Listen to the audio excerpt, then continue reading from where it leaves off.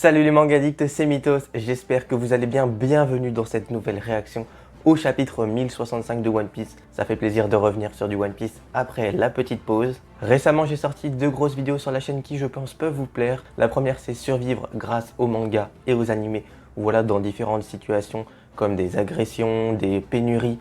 Voilà, je vous donne des indications comment grâce aux mangas on peut s'en sortir. Et la seconde c'est pour répondre à la question pourquoi est-ce que les mangas sont à l'envers. Voilà, j'explique tout ça avec un petit peu d'histoire, un petit peu d'anecdotes.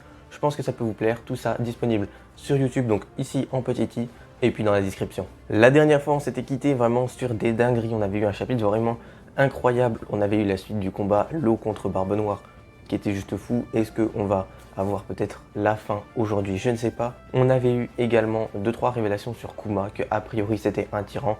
J'ai un peu du mal à y croire. Et l'autre partie des Mugiwara est arrivée sur Egghead. Et voilà, ils ont changé de tenue, très cool. On a vu l'île qui est vraiment magnifique. Mais surtout, nous avons appris que Vegapunk avait un lien avec Monkey D. Dragon.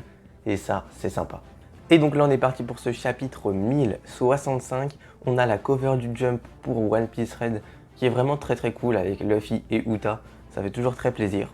Ok, et du coup, la color spread, enfin le color spread, je sais même plus comment on dit. Bref, qui est très beau. Franchement, j'aime bien voir Uta en dessin et pas en animation. Je trouve que c'est stylé. Et puis évidemment, le petit Gear 5 qui fait toujours plaisir. Non, franchement, c'est cool. D'ailleurs, en parlant des color spread, j'ai sorti une grosse vidéo analyse de color spread où vraiment, sur un seul color spread, j'ai réussi à trouver quasiment la totalité de ce qui allait se passer dans l'arc Elbaf. Bon, évidemment, c'est pas sûr à 100%, mais franchement, on a l'impression que c'est vrai. Donc n'hésitez pas à aller voir comme d'habitude.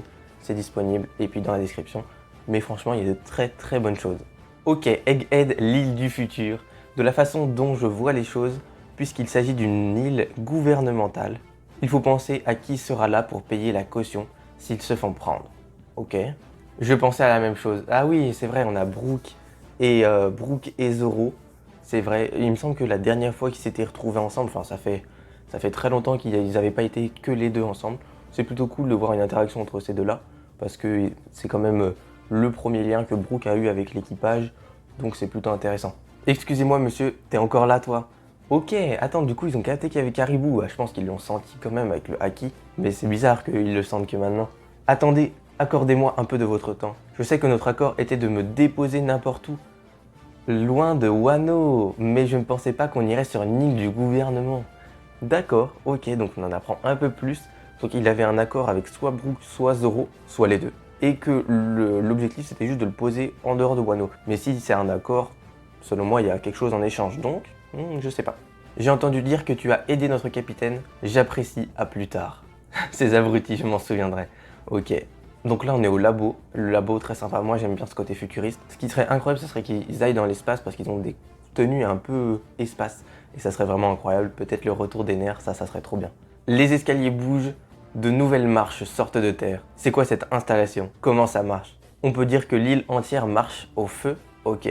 Après tout, on peut convertir sa puissance en n'importe quel type d'énergie. Cela ne consomme-t-il pas une grande quantité de ressources naturelles? Je suis toujours à la recherche de carburant alternatif. Ok, petit lien avec la réalité entre guillemets. Si seulement il y avait une telle chose comme une flamme éternelle, ok.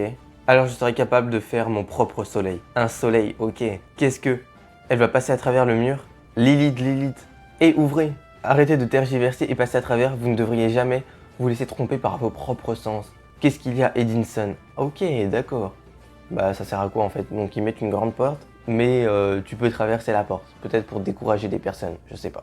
Nous sommes aussi passés à travers. Impossible, c'est redevenu du métal solide. Comment ça marche, bordel? Alors voici le labo. Où est passé Lilith? Eh, vous pouvez continuer à avancer. Qui est-ce? Je suis le Vegapunk Edison. Bonjour. Maintenant, continuez à marcher comme je l'ai dit. Ok. Allons chercher le trésor du futur. Un trésor du futur comme quoi? Comme une fleur faite entièrement de pierres précieuses anciennes et exquises. C'est un drôle de fantasme. Je n'arrive pas à savoir si tes goûts sont plus proches de ceux d'une petite fille ou d'une vieille sorcière. Qu'est-ce que tu fais ici, Jimbe? Oh. Incroyable. Je ne pense pas que ce soit lui. Il n'a pas l'air un peu jeune. Je dirais que c'est son fils.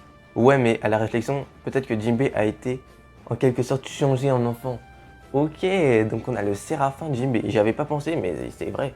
Après, ça dépend à quelle période des Shichibukai tu places, parce que Jinbei a quand même quitté depuis un petit moment les Shichibukai. Donc ça se trouve, on peut avoir n'importe qui. Et c'est incroyable. Ok, donc Jinbei, Séraphin, ça c'est cool. Non, je vais prendre l'option 3, c'est une coïncidence. Je veux dire, ce gamin a des ailes, bien qu'il ait une ressemblance frappante. D'accord, trop bien. Et c'est dommage parce que Zoro, c'est le seul, je crois, qui connaît la véritable apparence de King et qui aurait pu dire ah non, mais c'est comme King et tout. Donc voilà. Alors, qui es-tu? Il est vraiment stylé. Là, s'il y a un petit combat, j'aimerais trop qu'il y ait un combat un peu pour voir la puissance des Mugiwara face à un Séraphin. Il ressemble peut-être à un enfant, mais il est aussi grand que le vrai Jinbei. J'ai un mauvais pressentiment, il y a une quatrième possibilité, c'est un pacifista. Incroyable. Ok, donc là ça pète, hein, petit combat. Hein. Ok, belle explosion. Tout ça n'était qu'un piège géant. On aurait dû savoir que le gouvernement n'allait pas dérouler le tapis rouge. Ça veut dire qu'ils utilisent un clone de Jinbei comme soldat. Mais il reste un enfant, mais il reste un enfant, je ne veux vraiment pas me battre contre lui. Bah ouais, mais bon, un ami, c'est pas vraiment un enfant, quoi. C'est un robot, quoi. Bip, il a un fruit du démon. Oh la dinguerie. Qu'est-ce qui se passe? Dois-je sortir pour aider Nami? Pas encore Zeus. Et je connais ce pouvoir. Attends, quoi? Attends, il leur a donné des fruits du démon? Ok, bon bah là, Nami est un peu dans le mal. C'est ça, tu viens de signer ton propre reine mort. Je m'en fous que tu sois Jinbei ou pas. Ouh, Sanji qui met du dégât là. Là c'est trop bien parce qu'ils font des attaques combinées. On n'a pas vu ça, j'ai envie de dire depuis Trailer Bark contre Moria, même si je pense pas. Je pense qu'ils en ont fait un petit peu plus récemment. Il a raison, c'est impardonnable, incroyable. Et là c'est trop bien hein, de les voir tous attaquer comme ça. Oda qui s'amuse vraiment bien sur le découpage des cases. Mais du coup il a le pouvoir de Caribou. Enfin ça ressemble étonnamment. Fais gaffe Robin, donc tu peux utiliser le karaté des hommes poissons. Ok vas-y montre-nous là, je suis trop content. Isatsu Midoriboshi Dokuro Bakuatsuso. Ok, stylé. Non, c'est trop bien. Je sais que ce n'est pas Jinbei, mais ça fait quand même bizarre. Il est parti, incroyable. Je gère Sanji, Usopp ne bouge pas d'un poil. Ok, aïe. Attention, Shark Beam. Shark Beam, c'est nouveau ça. Il a tiré un rayon laser, c'est qui ce type? Ah, je crois que ça devient vraiment risqué. Le Séraphin n'est encore qu'un enfant. D'accord, donc les Séraphins ils grandissent. Ça c'est intéressant à savoir. On n'est pas censé le soumettre à un test laser avant plus tard. Dr Vegapunk Edison Flair. Ok, non c'est cool. A-t-il la moindre idée de ce que coûte un Séraphin? Je vais lui arracher son fichu crâne. Et je n'irai pas si loin. Tu ne penses pas que c'est un peu trop diabolique? Je viens de penser à une nouvelle invention. Je te laisse le reste Pythagore. Il faut que je note les plans tout de suite. Bien sûr, d'accord. Mes mains sont toujours si pleines. À ce point je prendrai même l'aide du chat. Dr Vegapunk, sagesse, Pythagore. Trop bien, ok. On ne rencontre pas tous les jours des données de combat aussi riches. C'est une opportunité unique dans une vie. Ok, c'est vrai que bon, c'est des Vegapunk, ils ont l'air assez intelligents, même si je pense qu'ils ont un peu tous leurs caractéristiques. Donc moi j'attends vraiment de voir le véritable Vegapunk. Des idées n'arrêtent pas de circuler. York, sois sympa, il mange quelque chose pour moi. Attends, je comprends pas là. Mange quelque chose pour moi? Ça veut dire qu'elle mange un truc et elle le transfère? Miam délicieux. Resservez le docteur York. Son IMC actuel est de plus de 600. Ça fait beaucoup. Les schémas d'attaque du Séraphin ont continué à se développer au fur et à mesure de sa croissance, ce qui suggère que le facteur de lignage stocke réellement certaines de nos souvenirs et capacités. Nous devrions essayer d'accélérer leur croissance, bien que cela représente de nouveaux obstacles. La concentration de sang vert a augmenté et le rythme cardiaque est monté à 90 BPM. Bon, 90 BPM quand tu te fais attaquer et quand tu attaques des gens, c'est très faible. Hein. 90 BPM, ça peut s'atteindre en étant assis. Donc bon, j'ai vraiment besoin des toilettes. J'irai bien moi-même, mais je peux pas me permettre de perdre du temps. Oh. Ah ouais. Ok. Attends, mais le pouvoir il se fait cheater en fait. Incroyable.